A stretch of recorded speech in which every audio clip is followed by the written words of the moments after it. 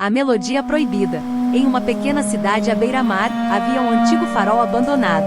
Helena, uma violinista talentosa, ouvira falar sobre o farol desde que era criança. Diziam que nas noites de lua cheia, uma melodia misteriosa ecoava nas profundezas do farol. Helena estava fascinada pela lenda. Ela sonhava em tocar aquela melodia proibida, mesmo que isso significasse desafiar o desconhecido. Na noite da lua cheia, ela pegou seu violino e seguiu em direção ao farol. As ondas quebravam contra as rochas enquanto Helena subia a escadaria enferrujada.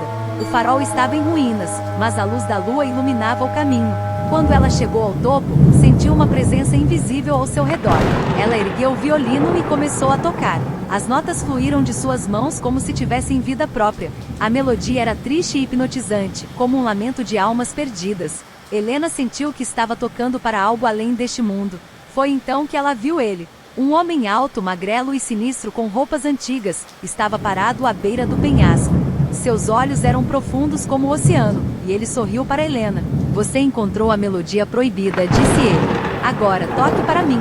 Helena continuou a tocar, suas mãos estavam tremendo.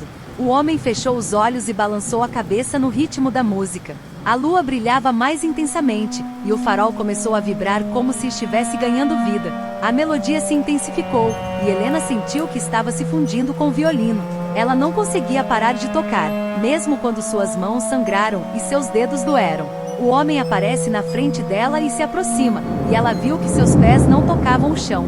"Você é a última guardiã da melodia", sussurrou ele. "Agora, junte-se a mim." Helena sentiu seu corpo flutuar. Ela olhou para baixo e viu as ondas se agitando, esperando por ela. O homem a envolveu com seus braços, e eles desapareceram na escuridão. Na manhã seguinte, os moradores encontraram o violino de Helena no topo do farol e o seu corpo estava arrebentado entre as ondas e as rochas. Dizem que em noites de lua cheia, a melodia ainda ecoa, chamando outros músicos corajosos para o seu terrível destino. Helena se tornou parte da lenda, uma nota eterna na melodia proibida. Deixem seu like se vocês gostaram da história e se inscrevam no canal para mais histórias como essa. Valeu!